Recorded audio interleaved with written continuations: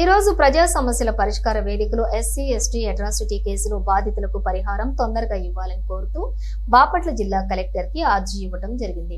ఈ కార్యక్రమంలో జై భీమ్రావ్ భారత్ ఆర్జీ జిల్లా అధ్యక్షులు పర్రే కోటయ్య మాట్లాడుతూ బాపట్ల జిల్లా వ్యాప్తంగా ఎస్సీ ఎస్టీ అట్రాసిటీ కేసులు 31/12/2023 వరకు 153 మంది ఎఫ్ఐఆర్ స్టేజీ నుండి ఛార్జీ షీట్ వరకు ఇంకా నష్టపరిహారం అందని బాధితులు ఉన్నారు। వీరికి మొత్తం నష్టపరిహారం రావాల్సిన మొత్తం 1,81,00,000 రావాల్సి ఉంది। కూటమి ప్రభుత్వం వచ్చిన తర్వాత ఇప్పుడు కేవలం 23 లక్షలు మాత్రమే ఇచ్చారు। ఇంకా బాధితులకు దాదాపుగా 1,58,00,000 రావాల్సి ఉంది। కావున బాపట్ల జిల్లా వ్యాప్తంగా ఎస్సీ ఎస్టీ అట్రాసిటీ కేసు బాధితులకు రావాల్సిన నష్టపరిహారం మొత్తం 1,58,00,000 విడుదల చేసి బాధితులకు న్యాయం చేయాలని పర్రే కోటయ్య కలెక్టర్ కి కోరినారు।